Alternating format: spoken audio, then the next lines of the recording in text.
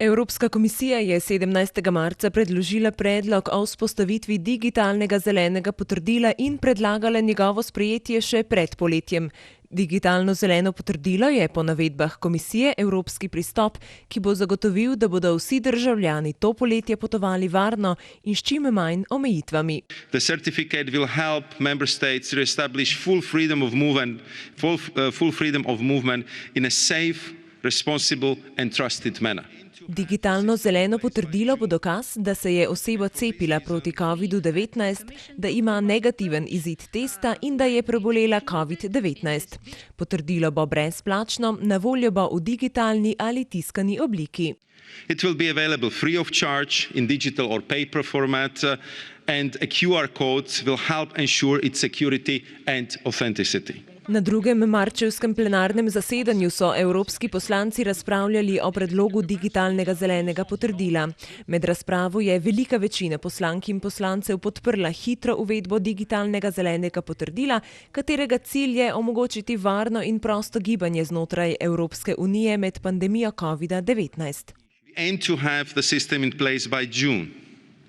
And for this reason, we have asked the Parliament to treat this file under the urgent procedure. The Council is ready to move fast in these proposals, so we have the certificate and the system functioning hopefully before the summer. Dan po razpravi so se poslanci vendarle odločili, da bodo predlog o digitalnem zelenem certifikatu obravnavali prednostno in tako omogočili njegovo sprejetje do poletja.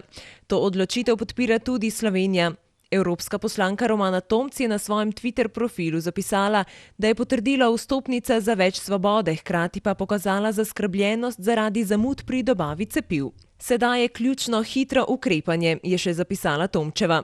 Sicer pa si za to potezo odločno prizadevajo zlasti države z močnim turističnim sektorjem, saj naj bi potrdila olajšala potovanja, s tem, ko bi odpravila obveznost karantene in tako posledično vzpodbudila turizem.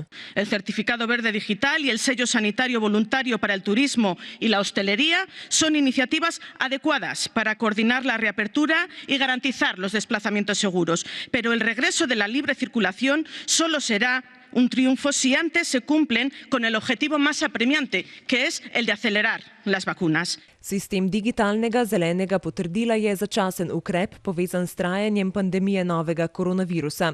Sistem se bo nehal uporabljati, ko bo Svetovna zdravstvena organizacija razglasila konec izrednih mednarodnih zdravstvenih razmer zaradi pandemije COVID-19.